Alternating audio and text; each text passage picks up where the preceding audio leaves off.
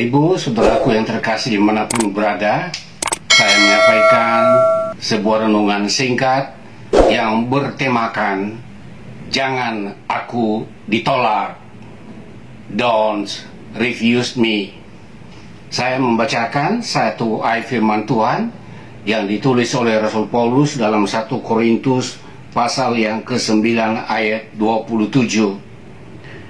Aku melatih tubuhku dan menguasainya seluruhnya, supaya sesudah memberitakan Injil kepada orang lain, jangan aku sendiri ditolak.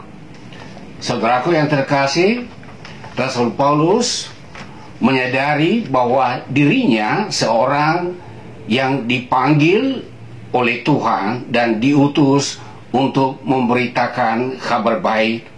Ia menyadari dirinya sebagai seorang pembina iman, seorang rohaniawan.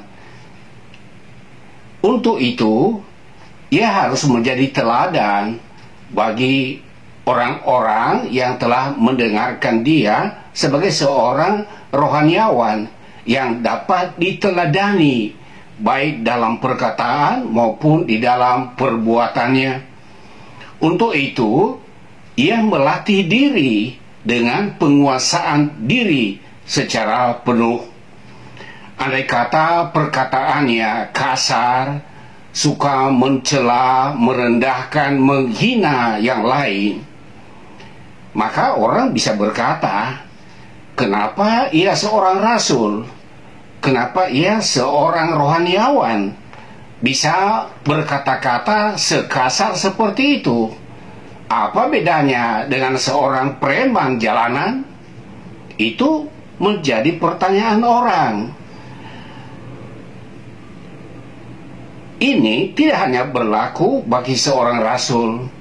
Kebenaran ini dapat kita aplikasikan juga dalam posisi kita sebagai seorang ayah, sebagai seorang ibu terhadap anak-anak, dalam kapasitas kita sebagai pimpinan terhadap komunitas yang kita pimpin, sebagai seorang guru atau seorang dosen. Ini juga harus bisa menjadi teladan, apalagi sebagai pemimpin rohani, sebagai seorang penceramah, sebagai seorang pengkhotbah, sebagai seorang pembina iman, harus dapat menjadi teladan dalam tutur kata yang dapat diteladani dan dalam perbuatan. Bila mana kita tidak dapat menjadi teladan dalam perkataan dan perbuatan kita, jangan kita bertanya kepada rumput yang bergoyang, apa salahku?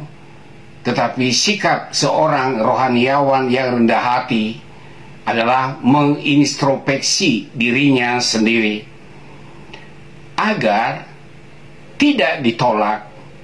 Sebaliknya, kita disambut sebagai seorang pembawa berkat. Kiranya renungan singkat ini menjadi berkat bagi kita semua yang tidak ingin ditolak, tetapi ingin untuk dihargai dan disambut sebagai seorang pembawa berkat dalam komunitas di mana kita berada. Tuhan memberkati.